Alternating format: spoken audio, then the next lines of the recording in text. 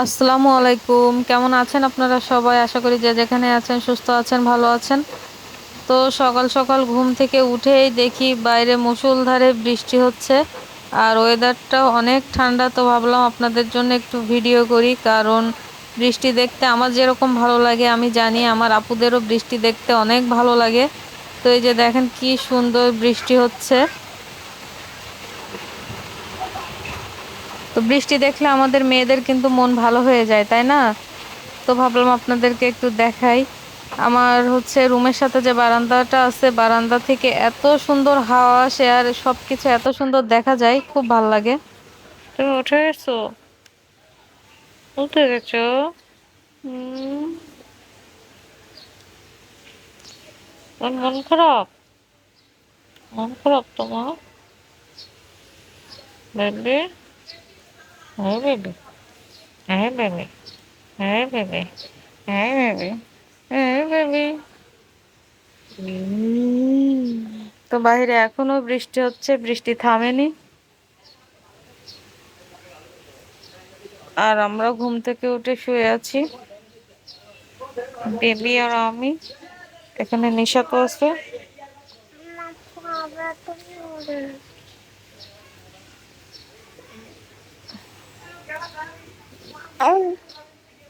থাক আপু, একটু থাক। আপু একটু থাক, থাক, শোনো। মারো না, তোমার আপু না।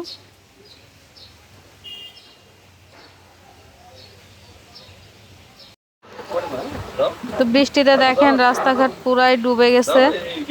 তো ঢাকা শহরে একটু বৃষ্টি হলেই কিন্তু জায়গায় জায়গায় এত পরিমাণে পানি উঠে যায়, এর থেকে আমাদের দেশগ্রামই ভালো। দেশগ্রামে কিন্তু যতই বৃষ্টি হোক রাস্তাঘাটে খুব একটা পানি ওঠে না।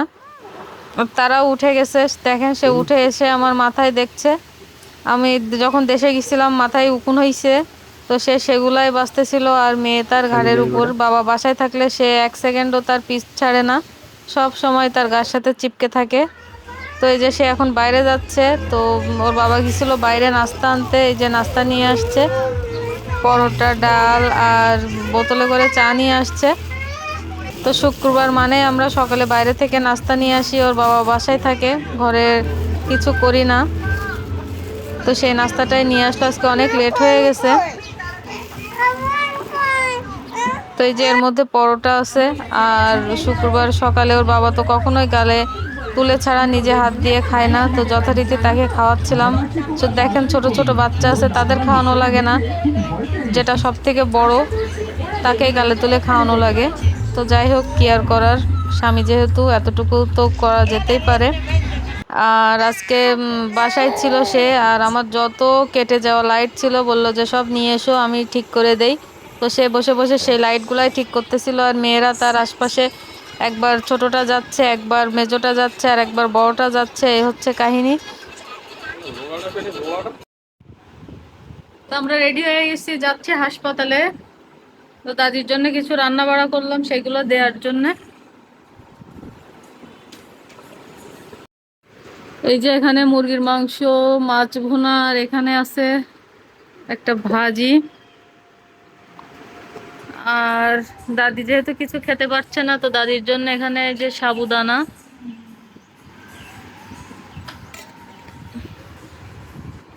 আসো আসো আসো, জলদি আসো। নিয়ে যাব না কিন্তু তোমাকে।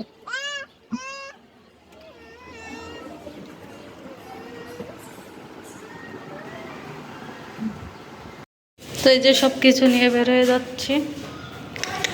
তুমি যাবে নাকি? তো এই যে হসপিটালে চলে আসলাম, খুব একটা জ্যাম পড়েনি আজকে, খুব তাড়াতাড়ি চলে এসেছি। আর এখানে সবাই নাক কান গলা সমস্যা যাদের, সেসব রুগী।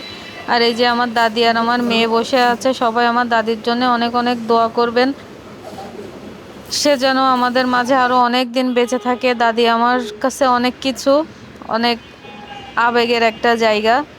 ছোটবেলা থেকে দাদি আমাকে অনেক ভালোবাসতো, আর আমি আমার দাদিকে অনেক ভালোবাসি। আসলে সব ভালোবাসা সব সময় প্রকাশ করা হয় না।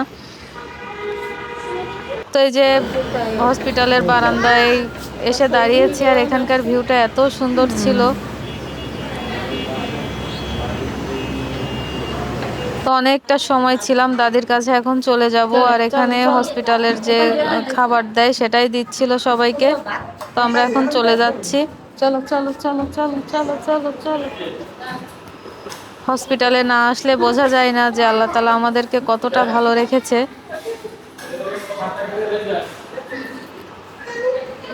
তো এই যে লিফটের দিকে এগিয়ে যাচ্ছি, আর লিফটটা এত বড়, আমার কেন জানি ভয় লাগে হসপিটালের লিফটে উঠতে। কেন যাবা না?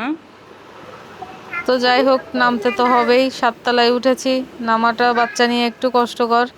তো লিফটের জন্যই দাঁড়িয়েছিলাম। মেয়েও একটু একটু ভয় পাচ্ছিল। তো সবাই কিন্তু আমার দাদির জন্য অবশ্যই অবশ্যই নিবানে অনেক আসো। অনেক বেশি করে দোয়া করবেন, আমার দাদি যেন অনেক তাড়াতাড়ি সুস্থ হয়ে বাড়ি ফিরতে পারে। হুম।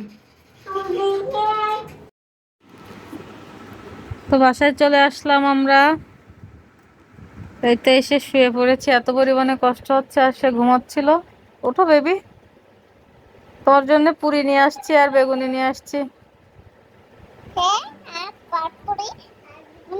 হুম। তো আজকের ভিডিওটা এই পর্যন্ত। সবাই ভালো থাকবেন, সুস্থ থাকবেন, দেখা হবে নতুন একটা ভিডিওতে। সেই পর্যন্ত সবাইকে আল্লাহ হাফেজ।